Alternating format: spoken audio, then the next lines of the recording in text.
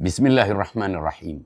Wahai orang-orang yang beriman, janganlah kamu saling memakan harta sesamamu dengan cara yang batil, kecuali dengan perdagangan yang berlaku atas dasar suka sama suka di antara kamu.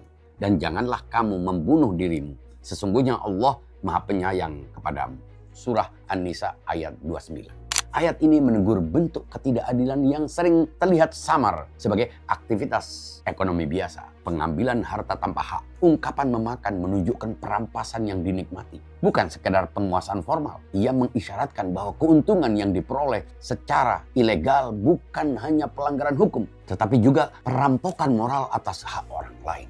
Yang menarik, larangan ini ditujukan kepada orang yang beriman dan menggunakan kata sesamamu. Artinya, bahaya eksploitasi justru paling nyata di dalam komunitas sendiri. Di antara orang-orang yang secara identitas berada dalam satu ikatan iman yang sama, kedekatan tidak otomatis melahirkan keadilan. Bahkan dapat membuka peluang penyalahgunaan kepercayaan.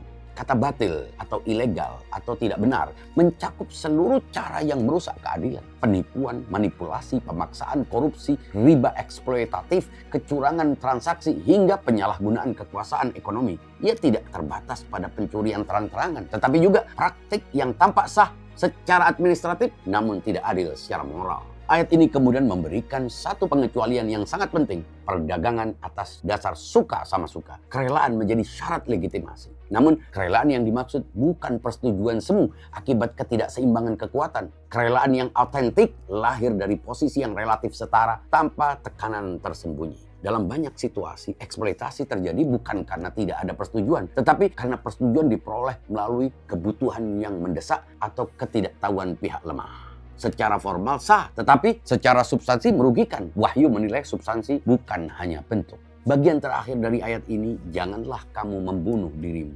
Menghubungkan ketidakadilan ekonomi dengan kehancuran kolektif. Eksploitasi internal tidak hanya merugikan korban, tetapi juga merusak jaringan sosial secara keseluruhan yang berarti genosida secara sembunyi. Ekonomi yang tidak adil menciptakan ketegangan laten, kecemburuan, kemarahan, dan rasa tidak aman. Dalam jangka panjang, ia dapat memicu konflik yang lebih besar. Karena itu, larangan ini bukan sekadar aturan transaksi, melainkan mekanisme perlindungan sosial. Penegasan bahwa Allah Maha Penyayang menunjukkan bahwa keadilan ekonomi adalah bentuk kasih sayang ilahi terhadap manusia. Ia menjaga agar hubungan antar manusia tidak berubah menjadi relasi predator dan mangsa. Dalam kehidupan modern, bentuk memakan harta secara batil menjadi semakin kompleks. Kontrak yang menjerat, biaya tersembunyi, manipulasi informasi, eksploitasi tenaga kerja, atau praktek yang memanfaatkan celah hukum. Semua itu dapat terjadi tanpa kekerasan fisik, tetapi tetap merusak keadilan.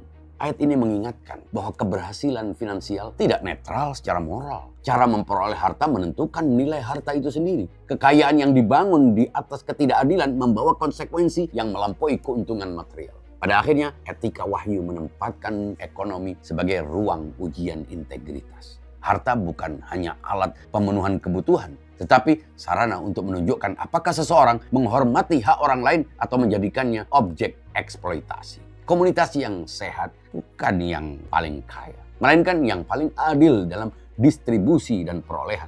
Karena harta dapat menguatkan kebersamaan jika diperoleh secara benar, tetapi dapat menghancurkannya jika diperoleh dengan cara yang batil. Wassalamualaikum warahmatullahi wabarakatuh.